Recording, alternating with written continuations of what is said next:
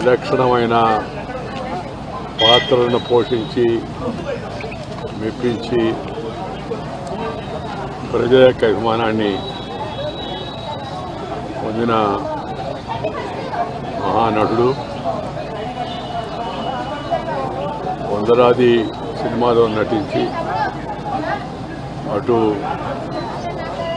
Villain పాత్రలో ఇటు విలక్షణమైన యాక్టర్ పాత్రలో ఆఖరి వరకు కూడా ఆయన సినిమాల్లో కనబడితే కాస్త హాస్యం పండుగ వారి సినిమాలు ఉండేవి. దాంతోపాటు వారు మా హయాంలో భారతీయ జనతా పార్టీలో చేరి విజయవాడ నగరం నుంచి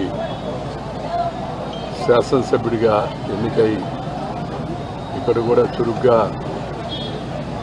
కార్యక్రమాల్లో పాల్గొంటూ ఉండేవాడు.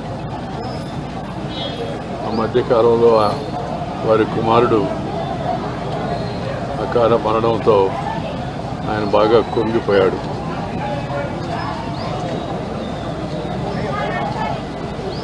కోలుకోలేని విచారంలో మునిగిపోయి ఉన్నాడు ఆయన.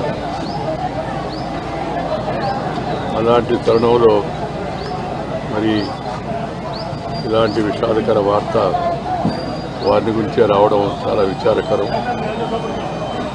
కొన్ని ప్రమాణాలు, కొన్ని పద్ధతులు, మంచి సంస్కారం కలిగిన ఒక మంచి నటుడిని తెలుగు చలనచిత్ర పరిశ్రమ కోల్పోవడం చాలా విచారకరం.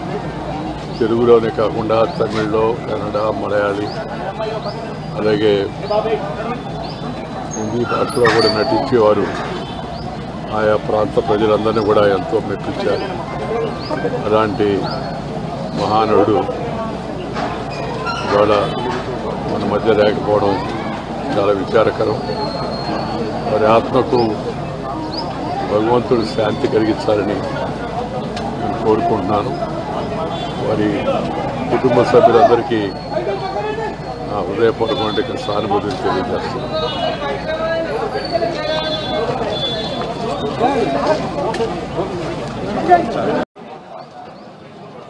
మూవీ ఆర్టిస్ట్ అసోసియేషన్ తరఫు నుండి గొప్ప నటులు, ఎన్నో గొప్ప చిత్రాలు